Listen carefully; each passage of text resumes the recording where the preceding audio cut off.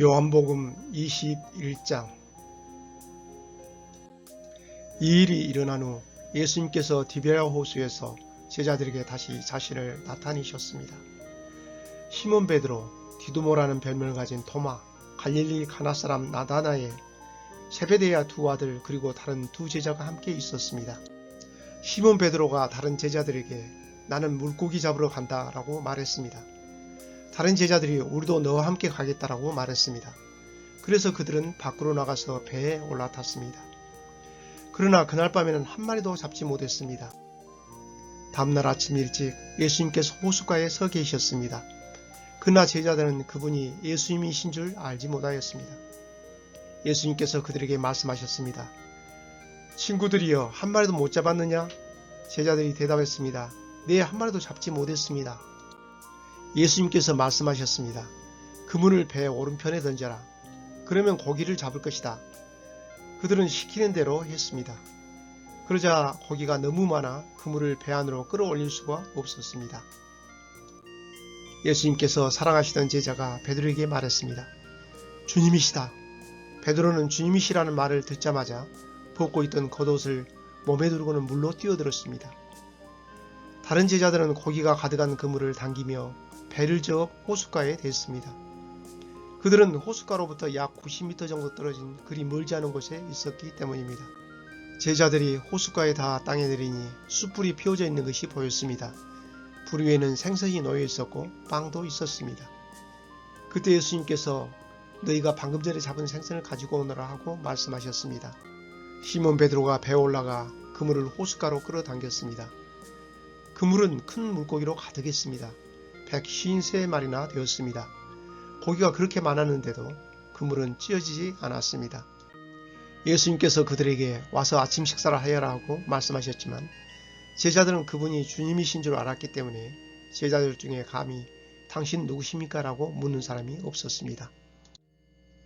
예수님께서는 가셔서 빵을 가져다가 제자들에게 주셨고 생선도 주셨습니다. 이것은 예수님께서 죽은 자 가운데서 살아나신 후 그 제자들에게 세 번째 나타나신 것이었습니다. 그들이 식사를 다 마쳤을 때 예수님께서 시몬 베드로에게 말씀하셨습니다.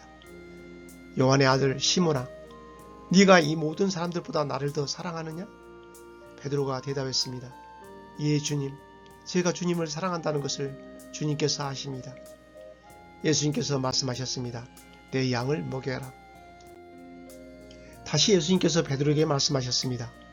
요한의 아들 시몬아, 네가 나를 사랑하느냐? 베드로가 대답했습니다. 예, 주님, 제가 주님을 사랑하는 줄을 주님께서 아십니다. 예수님께서 말씀하셨습니다. 내 양을 돌보아라. 세 번째로 예수님께서 베드로에게 말씀하셨습니다. 요한의 아들 시몬아, 네가 나를 사랑하느냐?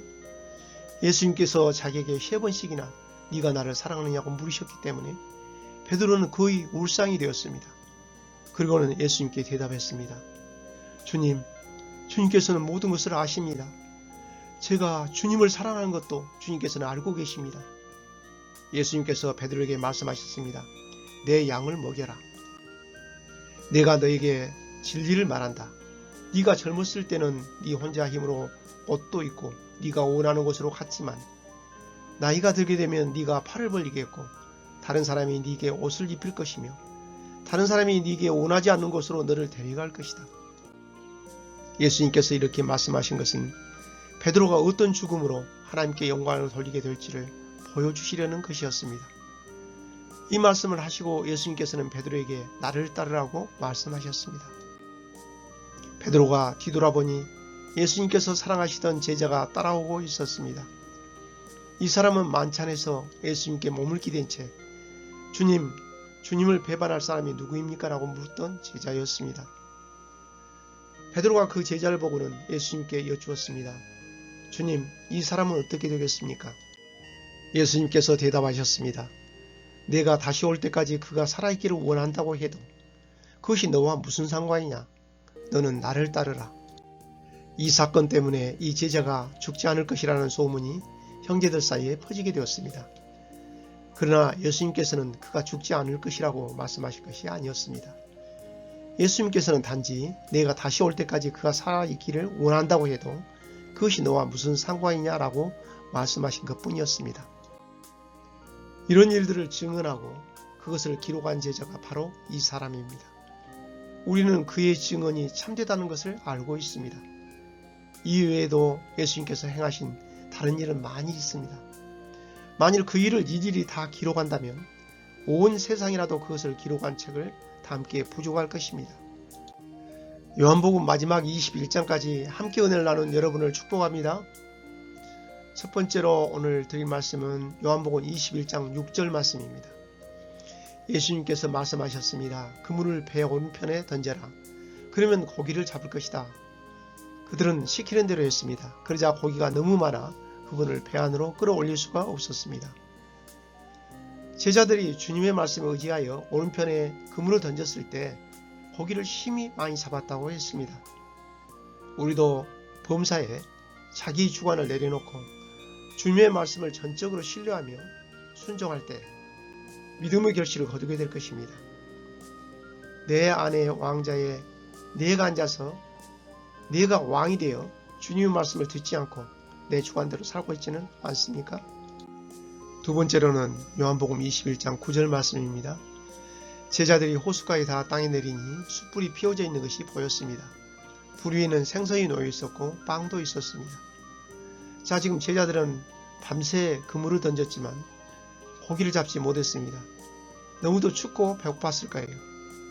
그런데 예수님은 춥고 배고픈 상태인 제자들을 찾아오셔서 불을 피워놓으시고 생선과 떡을 준비하셨습니다.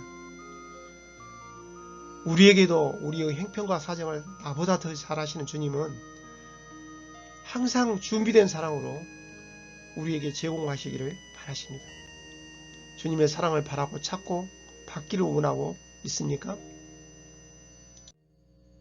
세 번째로 요한복음 21장 17절 말씀입니다. 세 번째로 예수님께서 베드로에게 말씀하셨습니다. 요한의 아들 시몬아, 네가 나를 사랑하느냐? 예수님께서 자기에게 세 번씩이나 네가 나를 사랑하느냐고 물으셨기 때문에 베드로는 거의 울상이 되었습니다. 그리고는 예수님께 대답했습니다. 주님께서는 모든 것을 아십니다. 제가 주님을 사랑하는 것도 주님께서 알고 계십니다. 예수님께서 베드로에게 말씀하셨습니다. 내 양을 먹여라. 베드로는 내가 죽을 때까지 주님과 함께 하겠다고 큰소리 쳤는데 세 번이나 주님을 부인하고 자신감을 잃고 드디어 어부자리로 다시 돌아왔습니다. 그러나 주님은 베드로를 찾아오셔서 주님을 사랑하는 그 마음을 회복시켜 주시고 내 양을 먹이라고 사명을 주십니다. 오늘 우리에게도 찾아오셔서 우리를 회복시키시고 사명을 주시기 원하십니다. 목회자만 양을 먹이는 것이 아닙니다. 우리 모두 주님이 맡기신 사명을 붙잡기를 축복합니다. 드디어 요한복음 전체를 일독하였네요. 여기까지 함께 하신 여러분을 축복합니다. 저도 성경책을 눈으로 쭉 이어서 이렇게 전체를 읽을 때하고 이렇게 2장씩 나눠서 읽으면서 다른 체험을 하였습니다. 사실 쉬운 성경 버전을 처음 사용했는데 사용하다 보니 문장 흐름이 어색한 것도 있었습니다.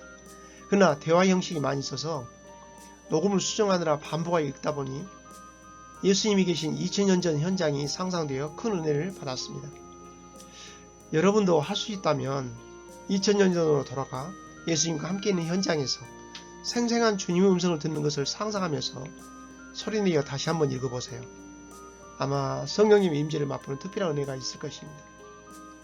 구원과 믿음과 영생과 보혜사 성령님을 만나게 하는 요한복음을 다시 깊이 묵상하는 그런 시간을 가져보시기 바랍니다.